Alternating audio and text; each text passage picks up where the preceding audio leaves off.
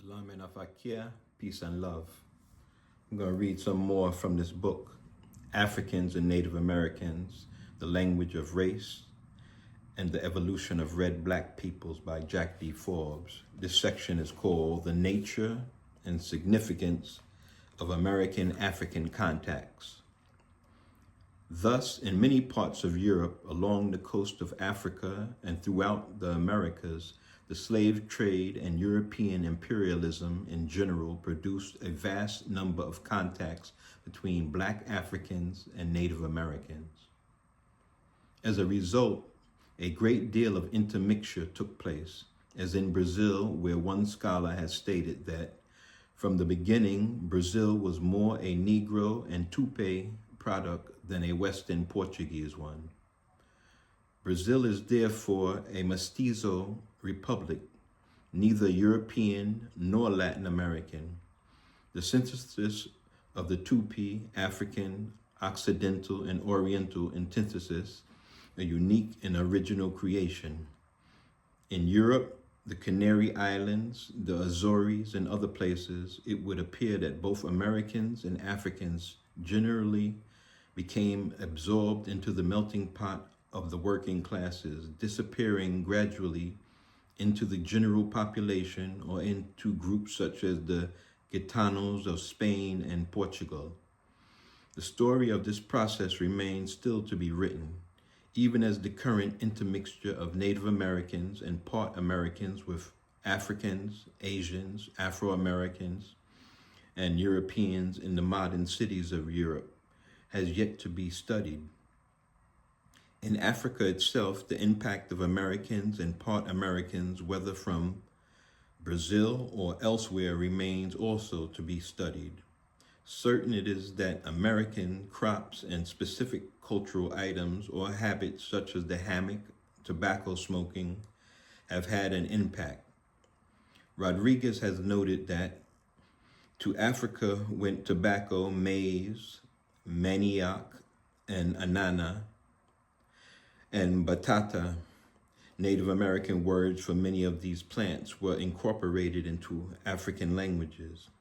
Bahian coconut palms were taken to Cape Verde, and our cashew has sweetened African palates, so the commodities on which the African native diet is based, like corn, sweet potato, and manioc, are Brazilian in origin.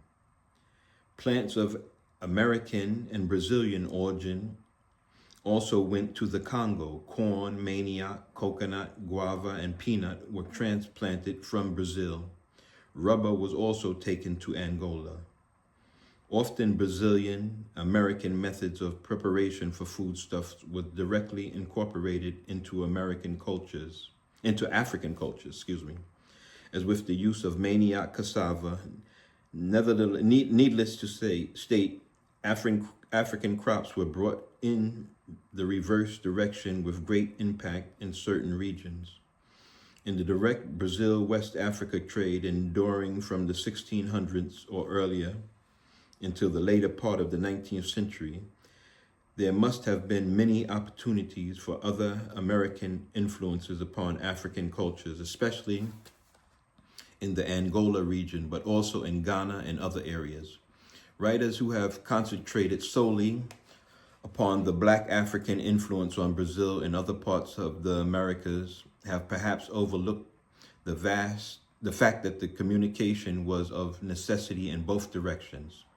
This issue is especially important in relation to the assumption fostered by some scholars that Black Africans did not experience American agriculturative influences into arriving on the American soil, but it is also significant in relation to the assumption that one can or could examine West African cultures through 20th century fieldwork and assume that what one finds is or has been largely unaffected by external influences. Needless to state, one must also acknowledge considerable African impact upon Native Americans in the Americas. Up to the 4 or 5 centuries of contact cannot be without cultural interchange. In America itself, black Africans and to lesser extent North Africans were thrown into intensive contact with Americans soon after 1500 in the Caribbean and shortly thereafter in Brazil, Mexico, Central America, and Peru. The nature of these contacts varies, of course, according to the region and the time period. We can be sure that Americans and Africans did not automatically see each other as friends or as allies against a common Spanish or Portuguese foe. In essence, each black African and each American national probably saw most outsiders as aliens, just as the Spanish, Portuguese, Dutch, French, and English saw each other as enemies or rivals. There is much evidence to show that Americans and Africans often collaborated against European exploitation, as for example in Mexico. On the other hand, there is also considerable evidence suggesting that in locals such as Peru, Africans often became exploiters of the native people, modeling themselves on the Spaniards. Needless to state, the imperial powers often attempted to keep black and red people apart, the better to divide and conquer. We can also accept that many free mixed blood identified with colonialism's rewards and did not a priori possess any feelings of loyalty towards unmixed Americans or Africans. Nonetheless, slavery and general labor oppression soon began to create conditions favorable for the establishment of especially intimate relations between Africans and Americans. The nature of the European empires determined that the overwhelming majority of non-whites were to be severely exploited, and that only a handful in comparison could expect to escape from the lowest rungs of colonial society. Virtually everywhere from Brazil to Mexico and Peru, the initial peon or slave populations consisted in the Americas. Black Africans only began to be imported in significant numbers after 1510 to the Caribbean and 1550 to Brazil, and the subjugation of Americans also continued during that epoch. The Europeans sought out labor wherever they could find it, and many thousands of Americans were absorbed into the slave cauldron during the same period that Africans were being brought in. It is true, as noted, that efforts were made by the Spanish crown and by the Jesuits in Brazil to prevent American enslavement. But such efforts were seldom very successful. In any case, the initial slave population was American. In the second stage, it became African and American. In the third stage, it became increasingly Africanized in certain regions such as plantation areas of Brazil, the British and French Caribbean, the Atlantic seaboard of North America, but other areas saw the continued enslavement of Americans, such as northern and southern Brazil, or the replacement of slavery by peonage or low-wage labor using people largely of American ancestry. As time went by, the initial African and American nature of the slave population became obscured by Africanization. On one hand, Americanization on the other hand. But the fact remains that there are large areas of the Americas where the modern-day Indians or mestizos are part African, and conversely, there are few areas where the modern-day Afro-Americans are not part American. Of course, this process of African-American mixture also involved the free people of color, the Pardos, Mestizos, Latinos, and Cholos of the Americas. I discussed the evolution of this population elsewhere, but it should be noted that almost everywhere it originated from free American mothers who produced free children from fathers of various races, African, European, or American. Needless to state, white mothers occasionally produced free mixed children, but outside of North America, there was very few white women available. Also, European fathers sometimes fed their own mixed blood children. if from a slave mother, but in fact, most mothers must have been American women in the early period because African women were greatly outnumbered by the African males. Indeed, the sexual imbalance among African slaves runs as a continuous theme throughout the era of importations. Mention must also be made of Africans who fled to Native American nations or who were initially enslaved by Americans, but later often became absorbed by marriage and adoption. This is a complex subject which cannot be explored, but it seems to have been a common phenomenon from southern Brazil, at least, to the northern United States.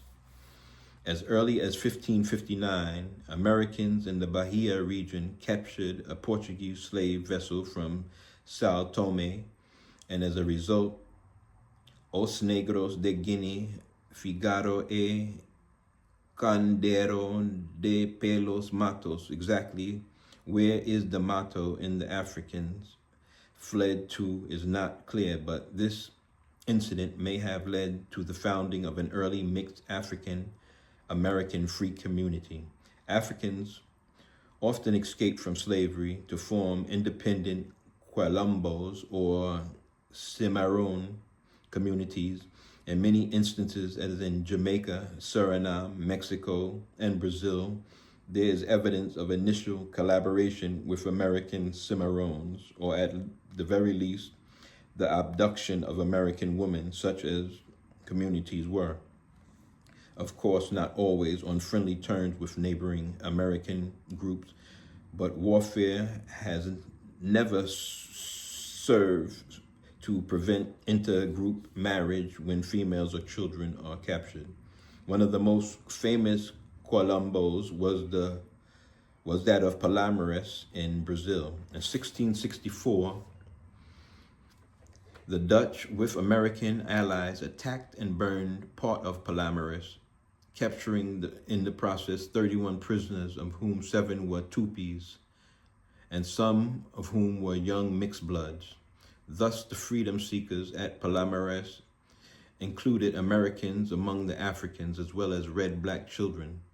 Similarly, in Suriname, when a young boy and his mother were captured in 1775 on a raid against the rebel leader Bonai, there is evidence of an American presence. The young boy could not bear to be touched by any white person, and he constantly referred to the latter as Eureka, which in his language signifies the devil. Reportedly, Yorokan in a Kara word for evil spirits, probably being related to hurricane. Individual Africans running away also exercised a great impact upon Americans, especially in Brazil, but throughout the Americas as well. In some cases, their influence lay in so-called Europeanization direction, but there was also considerable Africanization influence. Rodriguez states, I don't know to what degree that action was more Europeanizing than Africanizing. Both whites and Indians underwent a definite Africanization in food, dress, language, music, religion, and folklore. Finally, mention must be made of the impact modern urban developments have seen the migration of people of African and American ancestry to the great cities of the Americas, from Buenos Aires to Toronto and Montreal. In such settings, especially from New Orleans southwards, a vast melting pot seems to have ensued in which American and African strains, mixed often with European, become lost in a complex, although uneven process of fusion. In North America, the ghettoization of ethnic groups has tended to slow down this process, but the autobiographies of musicians from New Orleans reveal that, at least in that era, much American-African mixture has gone on in recent times. Moreover, there is occasional intermixture of Afro-Americans, already often part American, with Puerto Ricans, Mexicans, and other persons of American and part American ancestry, including people of reservation and Indian background. It is clear then that Africans and Americans have been interacting in a variety of settings for at least 500 years. What is, of course, is intriguing is that this interaction is not confined to the Americas, but extends also to Africa and to Europe, where incidentally people of African and American ancestry from Suriname, Yoruba, Curaçao, French Guinea, Trinidad, Dominica, Guyana, and other parts are living today in considerable numbers in Amsterdam, Rotterdam, Paris, London, and other cities. We can be sure that this process has been and is extremely significant in cultural terms, and yet almost nothing has been done to explore the significance of the subject. Histories of Black music in North America, for example, very seldom mention Indians in the text of index. It must be tedious, however, to list all the examples where writers exploring such aspect of cultural evolution have ignored American-African interactions, but elsewhere I will explore some of the reasons for this omission. The genetic significance of the African-American interaction is also extremely significant. In fact, two great races have developed in the Americas. The one in which African ancestry is strongest, we can call Eastern Neo-American, because it is most characteristic of the eastern half of the Americas. The other one in which American ancestry is strongest, we can call Western Neo-American, because is most characteristic of the area from Chile and parts of Argentina to Western North America. Eastern Neo-American people are part African, American, European, and sometimes Asian, with the African ancestry being very clearly evident, although not always dominant. Western Neo-American people are part American, European, African, and sometimes Asian, with the American ancestry clearly evident, although not always dominant. Thus, the two Neo-American races are essentially the same in terms of components, but differ only in the relative proportions of African, American, or European input. In many areas around the Caribbean and interior Colombia to Rio de Janeiro, the two groups blend and overlap. Needless to state, they also meet each other in almost every great city in the United States. Thus, the modern period of interaction, which commenced in the 1490s in the Caribbean and the Iberian Peninsula, has yet had unforeseen and extremely significant results. It remains now to shed light upon the extent and nature of American-African intermixture by carefully analyzing the various racial terms employed for mixed persons during the colonial era. DNA is showing and proving what this man wrote.